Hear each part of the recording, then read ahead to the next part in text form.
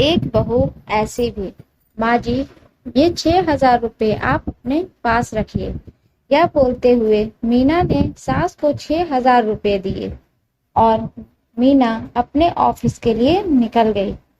सास का एकदम से गला भर आया। भरे गले से बोली, बेटी, मुझे इतने पैसे का क्या काम है? माँ जी, 1 महीना हुआ है हमें इस नए घर में आए हुए। मैं रोज देख रही हूँ आपको कितनी चीजों के लिए पैसे लगते हैं। आप सब्जी लेती हो, फल लेती हो, काम वाली की भी आपको पैसे मांगती है। आप रोज सामने वाले गार्डन में घूमने जाती हो। आपका कुछ खाने का मन हुआ या कुछ खरीदने का मन हुआ तो आप ये 6,000 रुपये अपने पास रखिए। सास चेहरे पे मुस्कुराहट लाते हुए बोली, पेंशन के पैसे रहते हैं मेरे पास।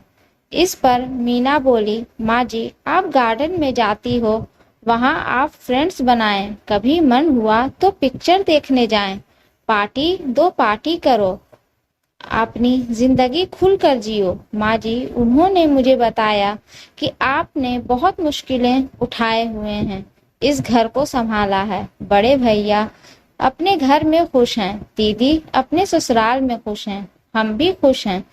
अब आप किसी को कोई भी चिंता किए बगैर खुश रहें, सिर्फ अपने लिए जियो, जो आपके मन में आए वो करो।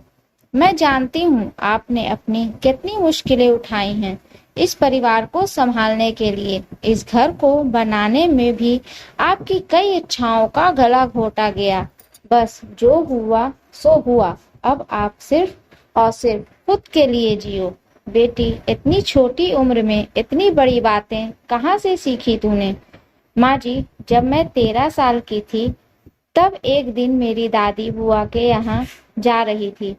मेरी माँ ने दादी को 500 रुपये उनके हाथ में रखे और बोली, वहाँ बच्चों को बाहर ले जाना, नानी के तरफ से कुछ खाने पीने पे खर्च करना, खिलौने लेकर देना। दादी मम्मी के गले में लगकर रोने लग गई और मैंने इतने पैसे आज तक कभी भी दिल खोलकर खर्च नहीं किए, ऐसा बोलने लगी। तब से मम्मी और दादी का व्यवहार आपस में अच्छी सहेलियों जैसा था।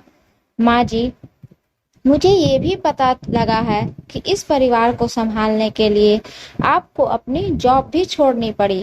कितना बुरा लगा होगा आपको, कितनी अरमान का दम घोटना पड़ा होगा। इसके बाद हर छोटी बड़ी बातों के लिए आपको पति के सामने हाथ फैलाना पड़ा होगा। तब पति भी उपकार किए जैसे पैसे दिए करते थे। माँ जी, आज से आप आपकी पेंशन को खर्च ना करें, पेंशन के पैसे अपने पास ही रहने दीजिए। अगर मुझे कभी आवश्यकता लगी तो मैं आपसे ही मांगूंगी। बस बेटी, सब कुछ आज ही बोलेगी क्या? तुझे ऑफिस में देर हो रही है, जल्दी जा। मुझे बोलने दो माँ, या भी मैं अपनी खुशी के लिए ही कर रही हूँ।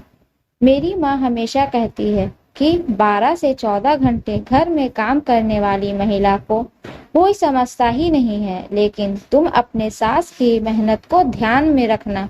प्यार बोलोगी तो प्यार ही उगेगा। सास ने डबडबाई आंखों से मीना के गले लगाया और आंखों से ओझल ना हो अब तक दरवाजे में खड़ी रही। मीना, तेरे आने पर मैं इस घर को 4 दीवारी में बंद के रह जाऊंगी ऐसा सोचा था, पर बेटी, तूने तो दरवाजा खोलकर मुझे बाहर का आसमान दिखा दिया। दोस्तों, अगर ये स्टोरी आपको अच्छी लगे तो प्लीज इसे लाइक करें, शेयर करें एंड सब्सक्राइब करें। और इस स्टोरी के बारे में आपकी क्या राय है हमें कमेंट बॉक्स में जरूर बताएं। और हाँ, बेल आइकन को प्रेस करना ना भूलें, क्योंकि ऐसे ही आने वाली स्टोरी आप तक पहुंचती रहेगी। धन्यवाद।